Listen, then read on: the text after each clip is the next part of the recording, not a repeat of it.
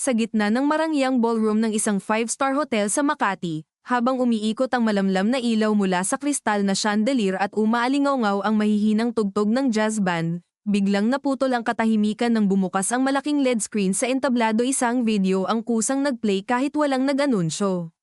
Sa loob ng ilang segundo, ang mga bisitang nakagown at barong ay napako ang tingin, at si Veronica Alvarez, ang babaeng nasa gitna ng selebrasyon ng ika-60 kaarawan ng kanyang ama na si Don Emilio Alvarez, ay nanlamig ang buong katawan habang nakikita ang sarili niyang mukha sa screen nakahiga sa isang hotel room, kasama ang isang lalaking hindi niya asawa. Hindi pwede mahina niyang bulong, pero huli na. Ang bulungan ng mga tao ay mabilis na naging alingaw-ngaw ng tsismis, at ang kanyang asawang si Rafael, na kanina lamang ay nakangiti at nakikipagkamay sa mga negosyanteng kausap, ay dahan-daang napalingon sa kanya, ang mga mata'y punong-puno ng galit at pagtataka. Veronica, ang boses na iya'y mababa ngunit nanginginig, at sa sandaling iyon, naramdaman ni Veronica ang lahat ng dugo sa kanyang katawan na tila umatras sa kanyang puso. Sa gilid ng ballroom, nakatayo si Mateo Alvarez, ang nakababatang kapatid ni Veronica, na tila walang emosyon habang pinapanood ang eksena, ang kanyang mga daliri bahagyang kumakapit sa baso ng whiskey. Hindi siya gumagalaw, ngunit sa kanyang mga mata, may kakaibang lamig, isang bagay na hindi napansin ng karamihan. "Patayin niyo yan," sigaw ni Don Emilio, ang kanyang boses ay nangingibabaw sa buong silid, ngunit bago pa man may makakilos, natapos na ang video. Isang katahimikan ng bumalot, mabigat, parang may sumakal sa hangin. Lumapit si Rafael kay Veronica, hindi siya sumisigaw, hindi siya nagwawala, mas nakakatakot ang kanyang kalmadong anyo. "Ilang taon na ta?" tanong niya, direkta, walang paligoy. Napalunok si Veronica, hindi niya kayang magsalita. "Sagutin mo ako." Sa sandaling iyon, pumasok sa isip ni Veronica ang lahat, ang mga lihim na pagtatagpo, ang mga text na tinatago niya, ang guilt na matagal na niyang pinipilit kalimutan. Ngunit bago siya makapagsalita, may isang boses mula sa likod. "Hindi lang yan ang sikreto niya, Rafael." Lahat ay napalingon. Si Mateo. Dahan-dahan siyang lumapit. Ang bawat hakbang ay parang sinadya, kontrolado. "Kuya, hindi lang pagtataksil ang dapat mong malaman ngayong gabi." "Mateo, tumahimik ka," mariing sabi ni Don Emilio, pero hindi na siya pinansin. "Alam mo bang ilang buwan na niyang pinipilit ibenta ang lupa natin sa Batangas? Hindi ka niya sinabihan, di ba?" Biglang nag-iba ang ekspresyon ni Rafael. "Ano?" Napatingin siya kay Veronica, ngayon ay hindi na lang galit kundi may halo ng pagtataksil na mas malalim. "Veronica, totoo ba ta?" Nanginginig ang labi ni Veronica. Hindi ko pa sinasabi kasi gusto mong ikaw lang ang makinabang," putol ni Mateo, ang boses ay malamig. "Kasi may utang ka, ate. Malaki. At alam kong hindi mo kayang bayaran." Ang buong silid ay tila sumikip.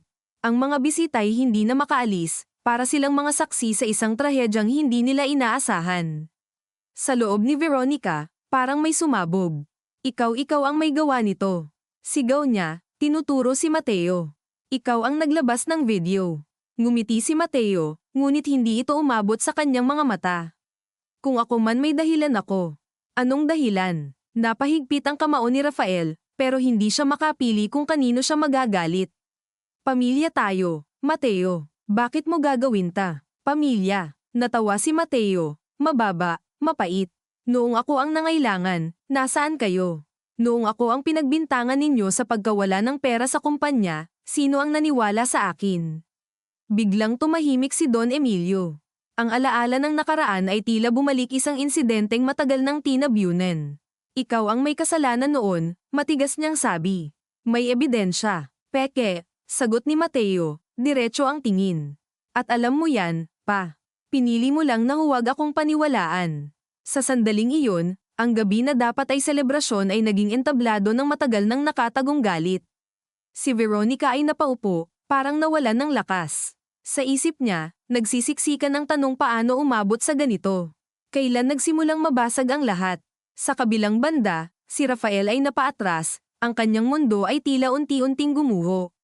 Hindi lang asawa niya ang nagtaksil, parang buong pamilya niya ay may itinatagong kasinungalingan. "Ayokong marinig pa ta dito," mariing sabi ni Don Emilio, ngunit huli na.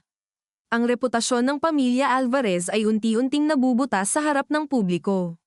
Sa gilid ng ballroom, may isang babae na tahimik na nakamasid si Liza, ang matagal ng assistant ni Don Emilio. Ang kanyang mga mata ay nakatutok kay Mateo, at sa isang iglap, tila may naunawaan siya. May mas malalim pa dito.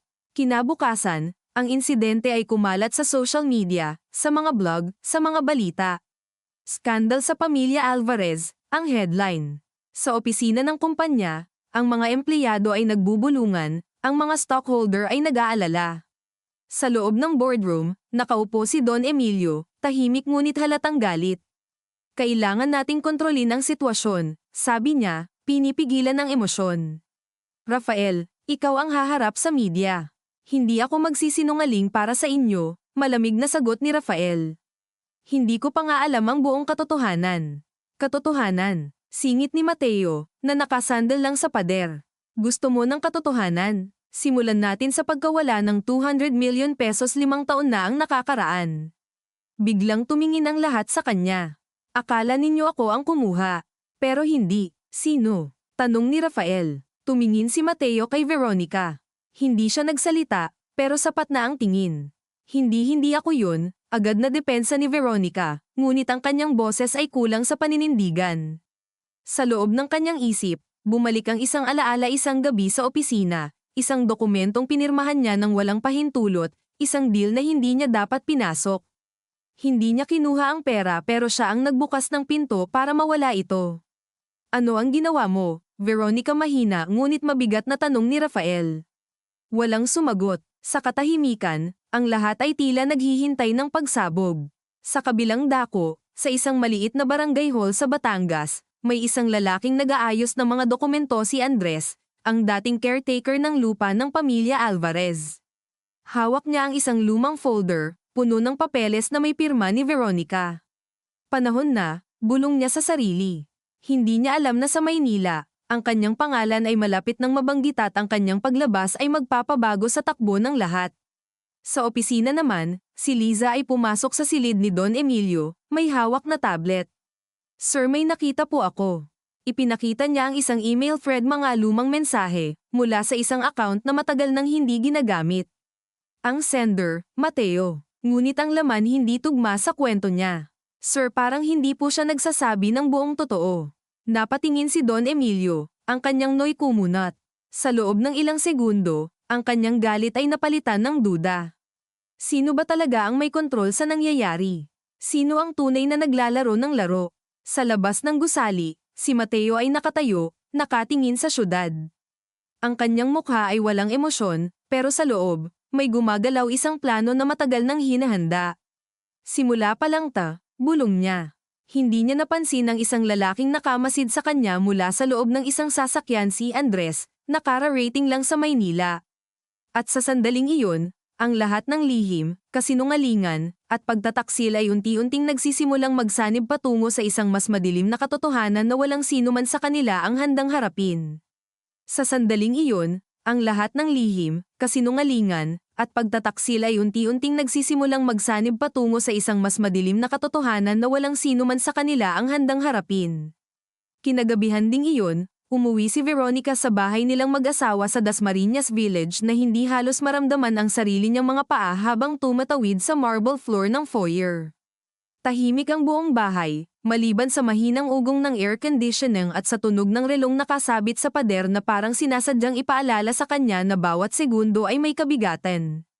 Inalis niya ang takong na sapatos sa may hagdanan at hinayaan itong mahulog sa sahig, isa sa kanan, isa sa kaliwa, hindi na alintana kung magasgasan ang kahoy. Ang makeup niya ay bahagya ng kumalat sa gilid ng mata, at nang masalubong niya ang sarili sa salamin, hindi niya halos makilala ang babaeng nakatingin pabalik. Maayos pa rin ang posture, mamahalin ang damit, pero wasak na ang loob. Ma'am, maingat na tawag ng kasambahay mula sa dining area. Kakain po ba kayo? Umiling siya nang hindi lumilingon. Nasaan si Sir? Hindi pa po umuuwi. Hindi sumagot si Veronica. Umakyat siya sa kwarto, binuksan ang ilaw, at sa unang pagkakataon mula nang bumukas ang video sa ballroom, doon lang niya naramdamang totoong nangyari ang lahat. Walang sigaw, walang hysterics. Umupo lang siya sa gilid ng kama at mariing humawak sa bedsheet, parang kung bibitaw siya ay tuluyan siyang lulubog. Hindi niya namalayang umiiyak na pala siya ng tahimik, iyong klase ng iyak na walang tunog pero nanginginig ang balikat. Pumasok sa isip niya ang mukha ni Rafael, ang paraan ng pagtingin nito sa kanya na parang hindi na siya kilala. Mas masakit iyon kaysa sa anumang sampal. Hindi dahil inosente siya, alam niyang hindi, kundi dahil sa unang pagkakataon, naranasan niyang mawalan ng kontrol sa sarili niyang kwento. Sanay si Veronica na siya ang nauuna, siya ang nagtatakda ng narrative, siya ang marunong magtago ng bitak sa likod ng mamahaling tela at may anhing ngiti. Ngunit ngayong gabi, may ibang naghubad sa kanya sa harap ng lahat. At alam niya kung sino. Mateo, ang kapatid niyang matagal niyang inisip na kayang i-manage, kayang suyuin, kayang pahupain. Nagkamali siya. Pagkalipas ng halos isang oras, narinig niya ang bumukas na pinto sa ibaba. Hindi siya bumaba. Ilang sandali pa, bumukas ang pinto ng kwarto. Pumasok si Rafael, amoy alak at gabi, nakaluwag ang kurbata, hawak pa ang susi ng kotse na mahigpit niyang pinipisil na para bang may pinipigil siyang mas marahas. Hindi siya lumapit agad. Tumingin muna siya sa asawa niyang nakaupo, mapatla, at saka dahan-daang ipinatong ang susi sa dresser. Ang tunog niyon ay maliit ngunit matalim sa katahimikan. Ilang beses, tanong niya, walang premyo sa boses niya, wala ring pakiusap. Diretsong usisa lang. Parang audit. Nagsalita si Veronica pero walang lumabas na boses. Napalunok siya. 3 beses, mahina niyang sabi, ngunit agad ding idinagdag, hindi siya relasyon, Rafael.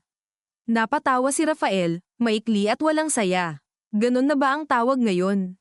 Kapag 3 beses, hindi pa rin relasyon.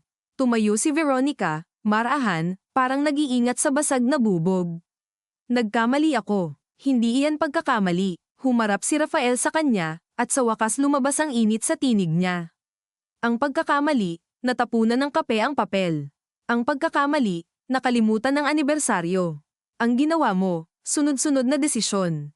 Napatitig si Veronica sa kanyang mga kamay. Gusto niyang sabihing hindi siya masamang tao, na may dahilan, na nangyari iyon noong panahong pakiramdam na wala nang nakakakita sa kanya kundi bilang anak ni Don Emilio at asawang dapat perpekto. Gusto niyang ikwento kung paanong unti-unti siyang nalunod sa pakiramdam na lahat ng tao sa paligid niya ay may inaasahang papel na dapat niyang gampanan. Pero bawat dahilan ay tumutunog na palusot sa isip niya. Bakit? Tanong ni Rafael, mas mahina ngayon, at mas mahirap sagutin. Napapikit si Veronica, dahil pagod na ako noon. Sa akin, sa lahat, lumapit siya ng isang hakbang. Sa kumpanyang ayaw akong seryosohin dahil babae ako. Sa ama kong kahit anong gawin ko, laging kulang. Sa'yo napahinto siya. Sa akin, ano? Sa'yo na mahal ako pero hindi mo nakikita kapag unti-unti na akong nawawala. Ilang segundo silang nagkatitigan. Pagod si Rafael, hindi lang galit. Parang may biglang tumanda sa mukha niya sa loob ng isang gabi.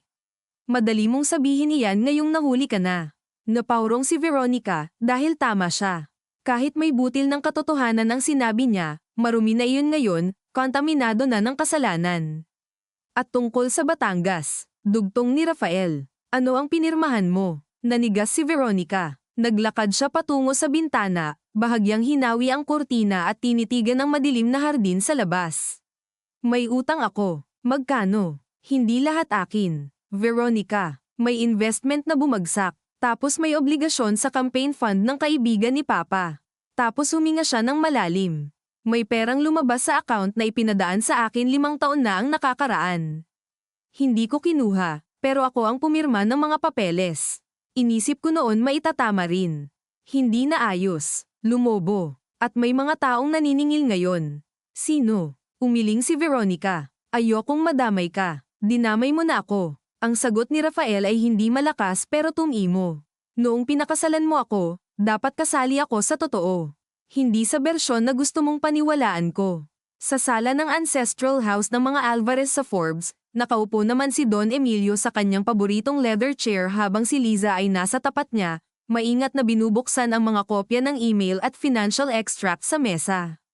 Mabigat ang amoy ng tabako sa silid kahit matagal nang ipinagbawal ng doktor niyang manigarilyo. Hindi dahil sa sakit, kundi dahil sa edad at pride na parehong ayaw magpatalo.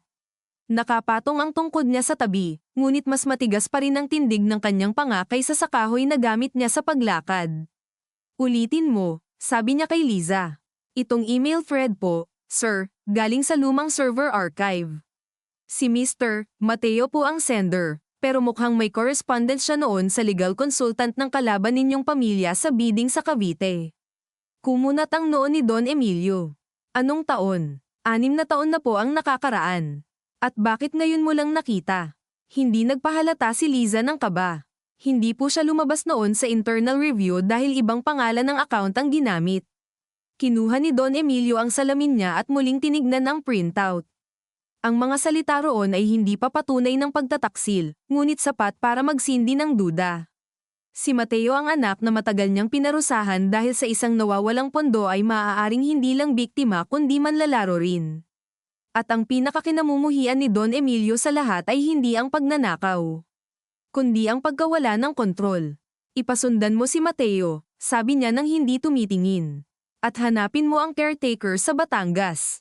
Si Andres, may lead na po ako roon. Gisingin mo ang mga tao kahit madaling araw. Tumango si Liza, sanay na siya sa ganitong utos.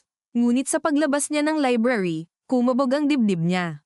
Hindi dahil sa takot kay Don Emilio, kundi dahil alam niyang kapag gumalaw ang matanda, maraming madadamay. At sa puso niya, may isang lihim siyang hindi pa kayang ailapag. Noon pa man, alam niyang may dokumentong hindi lang si Veronica ang sangkot. Kinaumagahan, maaga pang dumating si Mateo sa headquarters ng Alvarez Holdings. Nakaputing long sleeves siya, maayos ang buhok, kalmado ang mukha. Ang sino mang hindi nakakakilala sa kanya ay iisiping isa lang siyang executive na abala sa krisis ng kumpanya. Ngunit sa likod ng elevator doors na sumara sa harap niya, nakita niya ang sariling refleksyon at hindi niya napigilan ang bahagyang pagngisi. Hindi dahil masaya siya, kundi dahil umaandar ang mga pyesa gaya ng inaasahan niya. Paglabas niya sa executive floor, sumalubong agad ang ilang empleyadong nagkunwaring may inaayos na dokumento ngunit malinaw na nagmamasid. Hindi siya nagpakita ng inis. Magandang umaga, sabi pa niya sa resepsyonista, at tuloy-tuloy siyang naglakad papunta sa opisina niyang matagal na niyang iniiwasang gamitin ng regular. Nang isara niya ang pinto, saka lamang humigpit ang mukha niya. Binuksan niya ang isang drawer at inilabas ang lumang cellphone na hindi nakarehistro sa pangalan niya. May 3 missed calls, iisang numero. Alam niya kung sino. Ilang segundo niyang tinitigan iyon bago niya tuluyang pinatay ang device at ibinalik sa drawer. Hindi pa, bulong niya sa sarili. Hindi pa ikaw. Maya-maya, bumukas ang pinto nang walang katok. Si Rafael. Wala na ang anyo nitong eleganteng executive. Halatang hindi natulog, nakasombrero ang galit sa ilalim ng pagkakakalmado. Ikaw ba ang nagpakalat ng video? Diretsong tanong niya. Hindi agad sumagot si Mateo. Umupo muna siya, inayos ang cufflink, saka tumingala. At kung oo, huwag mo akong sagutin ng tanong. Lumapit si Rafael sa mesa. Nasisira na ang lahat. Kung may laban ka sa pamilya mo, huwag mo akong isama. Kasama ka dahil pinili mong mapabilang. Hindi ako Alvarez, pero pinrotektahan mo sila na parang ikaw ang dugo. Napasinghap si Rafael, hindi dahil sa tama ang sinabi kundi dahil alam niyang bahagyang totoo. Ilang taon niyang ipinaglaban ang imahe ng pamilyang ito, kahit paminsan ay nararamdaman niyang hindi talaga siya kabilang. Ano ang gusto mo? Tanong niya. Sumandal si Mateo. Ang totoo, hindi iyan ang gusto mo. Ang gusto mo, gumanti. Bahagyang kumaibat ang panga ni Mateo. Sa unang pagkakataon, may maliit na lamat sa composure niya. May pagkakaiba ba? Tanong niya. Ilang segundo silang nagtitigan. Sa labas ng opisina, maririnig ang mahinang ingay ng printer, ng telepono, ng mga hakbangang pangkaraniwang tunog ng trabaho. Ngunit sa loob ng silid, parang may nakasabit na panganib sa kisame. May ebidensya ka ba na hindi ikaw ang kumuha ng 200 milyon? Tanong ni Rafael. May tao akong mahahanap, Andres. Sandaling nanahimik si Mateo, at sapat na iyon para makuha ni Rafael ang sagot. Nandito na siya sa Maynila, hindi ba? Ngumiti si Mateo. Maliit lang. Mas matalino ka kaysa sa inaakala nila. At mas mapanganib ka kaysa sa inakala ko. Lumabas si Rafael nang walang palem. Nang magsara ang pinto, saka lamang huminga ng malalim si Mateo. Naroon pa rin ang lamig sa kanya, pero may ilalim iyong pagod, at sa pinakailalim, isang dating sugat na matagal nang hindi naghihilom. Naalala niya ang gabing pinalayas siya ng ama sa board meeting, Ang tingin ng kapatid niyang si Veronica na hindi siya ipinagtanggol, ang pakiramdam na para siyang dumi sa sapatos ng sariling pamilya. Ilang taon niyang binalak ang pagbawi. Ngunit kapag malapit ka ng maningil, doon ka rin kadalasang kinakain ng tanong, sapat na ba ang paghihiganti para punuin ang mga nawalan? Sa isang mumurahing hotel sa Pasay naman, nakaupo si Andres sa dulo ng kama, nakabukas ang electric fan, at hawak ang lumang folder na tila mas mahalaga pa sa sarili niyang buhay. May amoy ng lumang papel, alikabok, at konting amag ang mga dokumento, ngunit malinaw pa rin ang mga pirma, mga petsa, mga deed of transfer, at isang sworn statement na hindi niya kailanman naipasa sa tamang autoridad. Hindi siya santo. Matagal siyang tumahimik kapalit ng pera. Kapalit ng katahimikang ipinambili niya ng bubong, matrikula, at gamot noon ng asawa niyang namatay na rin kalaunan. Ngunit bawat perang tinanggap niya ay tila naging bato sa dibdib. Nitong mga nakaraang linggo, nang may mga lalaking nagtanong ulit tungkol sa lupa sa Batangas at sa lumang usapan, doon siya nayanig. Baka hindi na sapat ang pananahimik. Baka sa dulo, siya rin ang gawing basahan ng mga Alvarez kapag kailangan ng isisisi. Kumatok ang pag-aatubili sa kanya ng sunod-sunod, pero may isa pang mas malakas na puwersa, galit. Hindi lang kay Veronica o kay Mateo o kay Don Emilio, kundi sa sistemang matagal niyang pinaglingkuran nang hindi man lang siya itinuring na tao kapag hindi na kailangan. Hinaplos niya ang litrato ng anak niyang nasa probinsya na nakaipit sa folder at marahang pumikit. Isang beses lang, sabi niya sa sarili. Isang beses akong magsasabi ng totoo. Hindi niya alam na sa koridor sa labas, may isang lalaking nakakap ang nakatayo at kunwaring may kausap sa telepono habang minamarkahan sa isip ang numero ng kwarto niya. Sa hapon ding iyon, nagkaroon ng emergency board meeting. Walang media, walang assistants, mga direktor lang at legal counsel. Ang conference room ay malamig, masyadong maliwanag, at punong-puno ng tensyon na hindi kayang itago ng polished wood table at bottled water sa tabi ng bawat upuan. Naupo si Don Emilio sa ulo ng mesa. Nasa kanan niya si Veronica, mapatlang ngunit pilit matatag. Nasa kaliwa si Mateo, tuwid ang likod, halos walang kilos. Si Rafael ay bahagyang malayo sa dalawa, at iyon pa lang ay malinaw ng pahayag. Bago tayo magsimula, sabi ni Don Emilio, anumang personal na gulo ay iiwan sa labas. Ang pag-uusapan dito ay ang kinabukasan ng kumpanya. Walang personal dito. Malamig na singit ni Mateo. Talaga ba, pa? Pinandilitan siya ng ilan sa board. Si Attorney Velasco, ang pinakamatandang direktor bukod kay Don Emilio, ay naglinis ng lalamunan. May concern ang mga investors. Kumakalat na may irregularities sa land portfolio at old fund movement. Nilinggan niya si Veronica. Ma'am, may mapapaliwanag po ba kayo sa Batangas parcels? Ramdam ni Veronica ang lahat ng mata sa kanya. Pinagdidikit niya ang mga daliri sa ilalim ng mesa para hindi makita ang panginginig. May pending negotiations noon, sabi niya, pinipili ang bawat salita. Hindi natuloy ang final disposition. Hindi natuloy dahil hinarang ko, sabi ni Mateo. Dahil undervalued ang bentahan, at may side arrangement. Biglang sumiklab ang mata ni Veronica. Hindi mo alam ang buong konteksto. Then enlighten US. Ilang segundo siyang natahimik. Naroon na naman ang pamilyar na pakiramdam ni Veronica kapag napipilitan siyang mamili sa pagitan ng pag-amin at pagkalunod sa sariling kasinungalingan. The company needed liquidity that time, sabi niya, mas formal na ngayon ang tunog ng boses niya, parang kumakapit sa lengguwahe ng boardroom para huwag bumigay. And there were political commitments attached to approvals. Political commitments, ulit ni Rafael, halos pabulong, pero rinig ng lahat. Iyan ba ang tawag sa lagay? Nagkaroon ng marahang bulungan. Tinamaan si Don Emilio. Rafael, mag-ingat ka sa sinasabi mo. Ako ang dapat mag-ingat. Napalingon sa kanya ang lahat. Ako ang pinaharap ninyo sa media habang kayo-kayo ang may mga bangkay sa kabinet. Tumayo si Don Emilio, mabagal ngunit puno ng autoridad. Hindi ka magsasalita sa akin ng ganyan sa sarili kong kumpanya. Baka iyan ang problema, Don Emilio. Sarili mo pa rin ang tingin mo rito. Hindi kumpanya. Hindi pamilya, kundi kaharian. Bumigat ang hangin. Maging si Mateo ay bahagyang napaangat ang kilay, na para bang hindi niya inaasahang si Rafael ang unang saysabog sa ganoong paraan. Huminga ng malalim si Veronica. Gusto niyang pigilan ang asawa niya, pero wala siyang moral na lakas para diktahan pa ito. Enough, sabi ni Attorney Velasco. May impormasyon akong kailangang ilagay sa record. Inilapag niya ang isang folder sa mesa. May isang witness na handang magbigay ng sworn testimony tungkol sa Batangas transactions at sa 200 million fund diversion. Naputol ang hininga ni Veronica.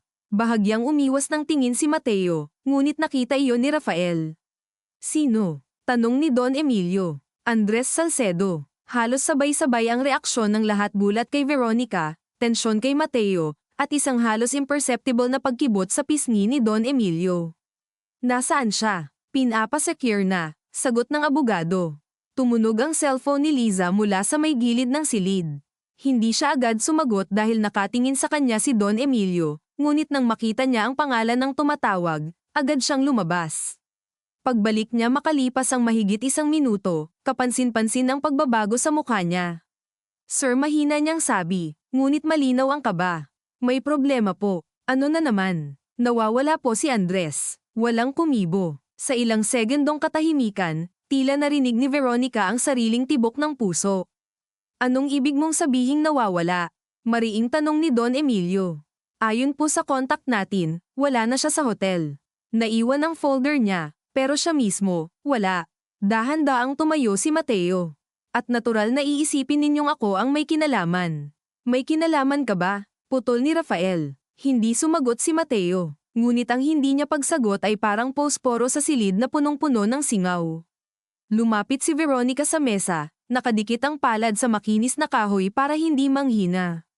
Sa utak niya, dumagundong ang iisang katotohanan, wala nang ligtas sa kanila. Hindi na ito eskandalo lang. Hindi na ito simpleng pagtataksil. May naglalaho ng tao, may mga dokumentong kumikilos, at may bawat isa sa pamilya nila na may sapat na dahilan para magsinungaling. Sa ibaba ng gusali, sa parking level na malamig at mabaho sa halo ng semento at usok ng tambucho, isang itim na sasakyan ang dahan-daang lumabas ng hindi napapansin. Sa likod na upuan, nakaupo si Andres, pawis, namamaga ang isang gilid ng labi, nanginginig ang mga kamay ngunit gising na gising ang mga mata. Katabi niya ang isang lalaking hindi niya kilala. Sa harap, isang babae ang nagsalita ng hindi lumilingon. Makinig kang mabuti. Hindi ka papatay. Pero pwede pa. Napalunok si Andres at humigpit ang hawak sa upuan. Sino kayo? Ang babae ay bahagyang tumawa, mahina, kontrolado. Hindi mahalaga. Ang mahalaga, may isang tao sa pamilyang Alvarez na gustong mauna sa katotohanan. At kung mali ang piliin mong kausapin, hindi ka na makakauwi. Sa mismong sandaling iyon, sa taas ng gusali, bumukas ang pinto ng boardroom at sabay-sabay silang lumabas, bawat isa'y may sariling takot, sariling galit, at sariling agenda, ngunit iisa ang malinaw, ang lumang kasalanan na matagal nang inilibing ay hindi na lang umuungol mula sa ilalim ng lupa umaakyat na ito, buhay, gutom, at handang lamunin ang sinumang unang manghinang tumingin dito. Sa mismong sandaling iyon, sa taas ng gusali, bumukas ang pinto ng boardroom at sabay-sabay silang lumabas, bawat isa'y may sariling takot, sariling galit, at sariling agenda, ngunit iisa ang malinaw, ang lumang kasalanan na matagal nang inilibing ay hindi na lang umuungol mula sa ilalim ng lupa umaakyat na ito, buhay, gutom, at handang lamunin ang sinumang unang manghinang tumingin dito.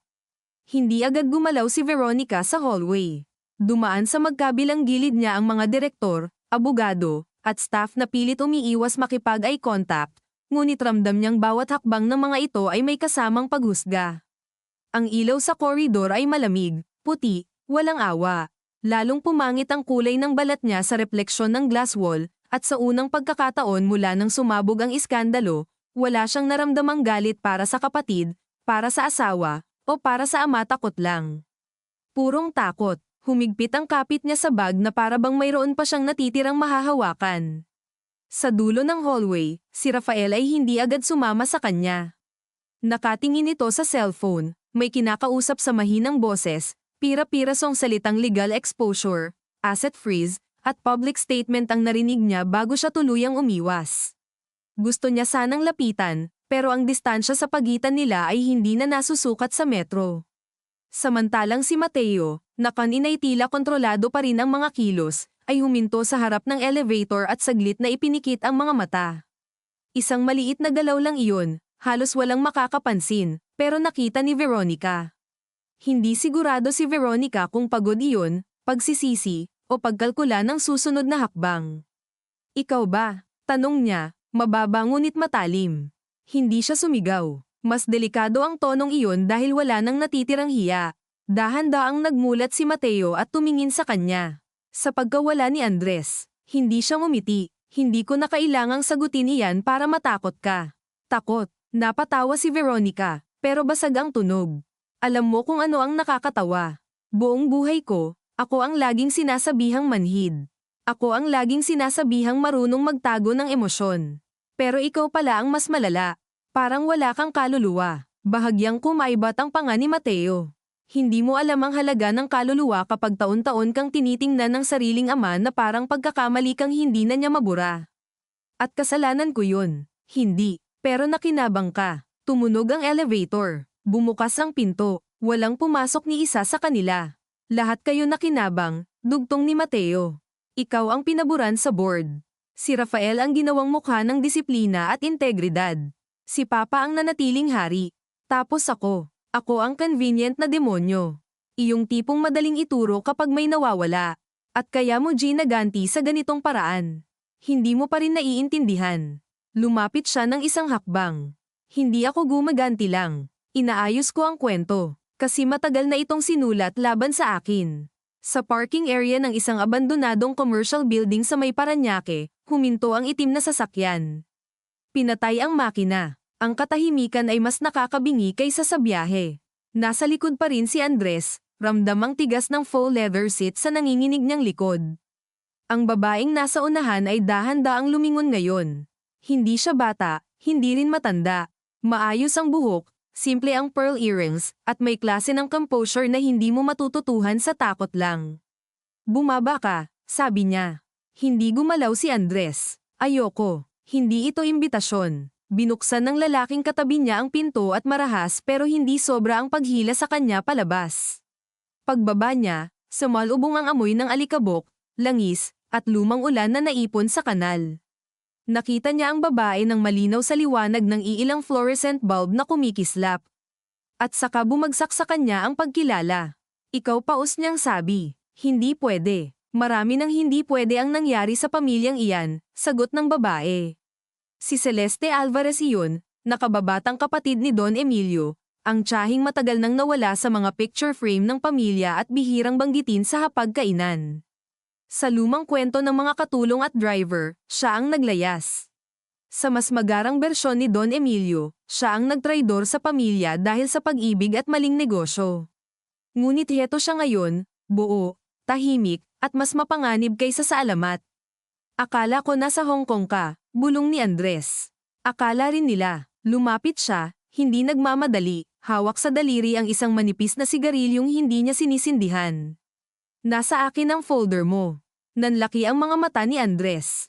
Nasaan? Ligtas. Ang tanong, gusto mo pa bang mabuhay para malaman kung para kanino iyon ibibigay? Hindi agad nakasagot si Andres. Sa ilang segundo, mas naramdaman niya ang pag-ikot ng mundo sa likod ng sentido kaysa sa mismong sinasabi niya. Ang gusto lang naman niya ay magsabi ng totoo at makaalis. Pero sa larong ito, ang totoo ay parang kutsilyo kapag inilabas mo, hindi ikaw ang may kontrol kung sino ang unang masasaktan. Bakit mo ako kinuha? Tanong niya. Tinitigan siya ni Celeste, dahil mali ang iniisip nilang sentro ng kwento. Hindi si Veronica, hindi si Mateo. Hindi rin ang nawawalang 200 milyon. Ang ugat nito, mas matanda pa roon. Sa ancestral house, si Don Emilio ay nagkulong muli sa library.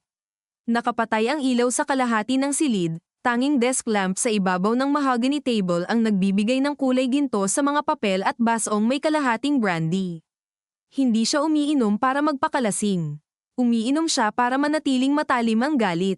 Sa edad niyang iyon, mas marami na siyang alaala kaysa planong natitira, ngunit ang isang bagay na hindi humihina ay ang instinct ng taong sanay mamuno at manira kapag kinakailangan. Pumasok si Liza ng marahan, may dalang bagong impormasyon. Sir, nahanap po namin ang CCTV mula sa hotel ni Andres. Hindi siya tumingin agad, at may kumuha po sa kanya, pero hindi malinaw ang plaka. Ang malinaw lang, Babae ang tila nagutos. Doon siya tumingala. Babae. Opo. Ibinigay ni Liza ang screenshot. Tinignan iyon ni Don Emilio ng matagal. Hindi malinaw ang mukha, pero ang tindig, ang anggulo ng balikat, ang paraan ng pagkakatayo may kinalabit sa memorya niya. Hindi niya agad pinangalanan. Ayaw niyang pangalanan. Palakihin mo. Sinunod ni Liza. Habang lumilinaw ang pixels, lalo ring bumibigat ang ekspresyon ng matanda. Hindi maaari, mahina niyang sabi. Sir, ilang segundo siyang hindi sumagot. Pagkatapos, ipinatong niya ang baso at bahagyang napapikit, hindi sa panghihina kundi sa pagpigil ng alaala. Naalala niya ang batang kapatid na palaging lumalaban sa kanya, ang babaeng hindi natutong yumuko sa apelyido nila, ang huling araw na pinalayas niya ito mula sa bahay dahil tumanggi itong pirmahan ang isang settlement na makikinabang sa kumpanya. Kung siya ito, sabi niya sa wakas, mas malala ang problema natin kaysa sa inaakala mo. Sino po? Matagal bago sumagot si Don Emilio. Si Celeste. Sa isang maliit na conference room sa kabilang gusali ng headquarters, magkausap naman sina Rafael at ang legal counsel niyang si Attorney Chua. Nasa harap nila ang laptop, draft statement, at listahan ng posibleng criminal exposure. Ngunit sa bawat terminong binabanggit ng abogado fraud, conspiracy, falsification, breach of fiduciary duty hindi mapigilan ni Rafael na isipin na ang tunay na kabigatan ay wala sa mga salitang legal kundi sa simpleng katotohanang hindi na niya alam kung sino ang poprotektahan. Hindi na siya bata, hindi na rin siya idealistic.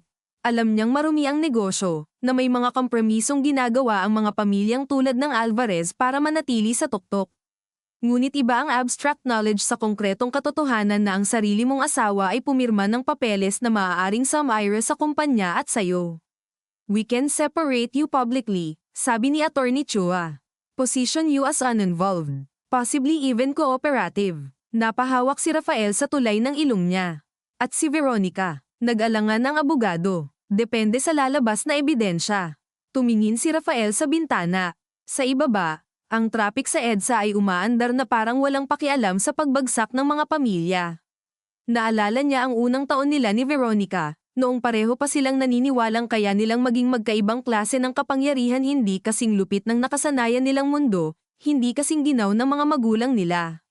Naalala niya ang simpleng pagtawa ni Veronica noon kapag walang nakakakita, iyong paraan ng paghubad nito ng hakaw sa biyahe pauwi at ipapatong ang ulo sa balikat niya na parang pwede silang maging ordinaryo. Nasaan na ang babaeng iyon? O likha lang ba iyon ng panahong hindi pa lumilitaw ang totoong presyo ng pagiging Alvarez? Draft the statement, sabi niya sa abogado. Pero huwag mo munang i-release. Sir, time is critical. I know. Tumayo siya. Pero may kailangan muna akong marinig sa kanya, at may kailangan akong malaman kay Mateo. Nang gabing iyon, bumalik si Veronica sa lumang wing ng ancestral house kung saan naroon pa ang kwartong minsang naging kanya noong dalaga pa siya. Hindi na ito ginagamit, ngunit pinabuksan niya kay Liza. Pagpasok niya, sumalubong ang amoy ng lumang kahoy, aparador, at naphthalene. Nasa isang sulok pa rin ang vanity mirror na pinag-aayusan niya noon bago ang debo, board meetings, charity galas, at kung ano-anong okasyon na hinihingi ng buhay na ipinili para sa kanya. Umupo siya sa harap nito at sa kamarahang inilapat ang daliri sa makinis ngunit malamig na ibabaw. Naramdaman niyang pagod na siyang maging bersyon ng sarili na laging handang sumagot, laging malinis tingnan, laging nasa depensa. Pumasok si Liza na may dalang tsaa ngunit huminto sa may pintuan. Pwede po ba akong magsalita, ma'am? Tanong niya. Napatingin si Veronica sa refleksyon ni Liza sa salamin. Kailan pa kita pinigilan? Lumapit si Liza at maingat na ipinatong ang tasa sa side table. Hindi ko po alam ang lahat. Pero may alam akong isang bagay na baka dapat nyo nang malaman bago pa mauna ang iba. Bahagyang kumunat ang noo ni Veronica. Ano? Huminga si Liza. Hindi siya dramatic na tao, ngunit malinaw na pinag-iisipan niya ang bawat salita. Noong 5 taon na ang nakakaraan, noong sinisisi si Sir Mateo sa pagkawala ng 200 million, may isang araw po na may pinapirmahan si Sir Don Emilio sa accounting at legal. Emergency daw. Ang instructions, dumaan ang pera sa shell company na hindi malinaw ang ownership. Nanigas si Veronica. At bakit hindi mo sinabi noon? Sino po ang maniniwala sa akin? Mahinahon na sagot ni Liza. Assistant lang ako. At noong panahong iyon, mukhang kayo rin po mismo ay may pinipirmahan para sa Batangas. Parang may malamig na tubig na ibinuhos sa batok ni Veronica. Ibig kong sabihin, baka hindi ninyo alam na magkadikit ang dalawang kasalanan. Baka may mas malaking dahilan kung bakit kailangang may isang anak na masira para hindi umabot kay Sir Don Emilio ang sisi. Hindi agad nakasagot si Veronica. Sa loob-loob niya, may mga lumang eksena na biglang nag-uugnayang bigla ang utos ng ama na huwag makialam sa audit, ang hindi maipaliwanag na pagkadesperado ng legal team noon, ang paraan ng pagtahimik ng lahat kapag binabanggit ang pangalan ni Mateo. May ebidensya ka? Mahinang tanong niya. Tumingin si Liza sa kanya, at sa unang pagkakataon, walang pagkaalalay ang mukha niya. Kundi pagod na katapatan lang. Wala pang buo, pero may kopya ako ng routang memo. At may isang bagay pa. Mula sa folder sa ilalim ng kanyang braso, naglabas siya ng lumang larawan.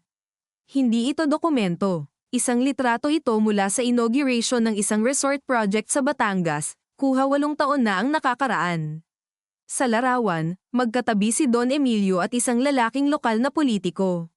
Sa likod nila, bahagyang tabingi ang ngiti, naroon si Andres. At sa pinakagilid, halos naputol sa frame, naroon ang isang babae si Celeste. Tinitigan niyo ni Veronica, at naramdaman niyang lumiliit ang silid. Bakit nandoon si tita? Iyon po ang hindi ko alam, sabi ni Liza. Pero mukhang matagal na siyang hindi totoong nawala.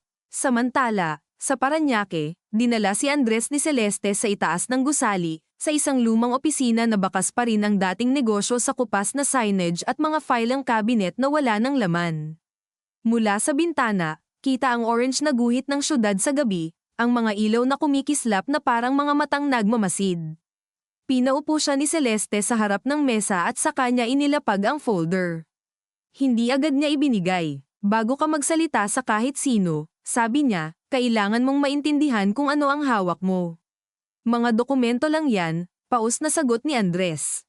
Umiling si Celeste. Hindi, kasaysayan iyan. At leverage. Binuksan niya ang folder at isa-isang inilatag ang papeles. Deeds, transfers, authorization letters. Isang notarized affidavit na hindi naisampa. Isang private ledger. At sa pinakailalim, isang lumang birth certificate na tila walang kinalaman sa lupa o pera. Ngunit nang makita ni Andres ang pangalan, napaangat ang ulo niya. Bakit ito nandito? Dahil iyan ang pinakadelikado sa lahat. Inilapit ni Celeste ang papeles sa kanya. Ang pagkawala ng pera ay hindi lang pagnanakaw. Ginamit ang pondong iyon para takpan ng isang old claim sa lupa at sa mana. At kung lalabas ito, hindi lang board seat ang mawawala. Mag-iiba ang linya ng mana ng pamilya Alvarez. Napatayo si Andres ng bahagya sa gulat ngunit agad ding napaupo dahil nanghina ang tuhod niya. Hindi pwede nangyari na noon pa man. Tumingin si Celeste sa labas ng bintana, ang mock ay bahagyang tinatamaan ng ilaw ng syudad. Ang problema sa pamilyang iyan, sanay silang isipin na pera ang sentro ng lahat. Hindi nila maintindihan na ang mas totoo at mas maruming dahilan ng lahat ay dugo. Sino ang lihay timo? Sino ang pwedeng magmana? Sino ang dapat mawala sa larawan? Ilang segundo ang lumipas bago siya muling nagsalita, at nang gawin niya, mas mababa na ang boses niya.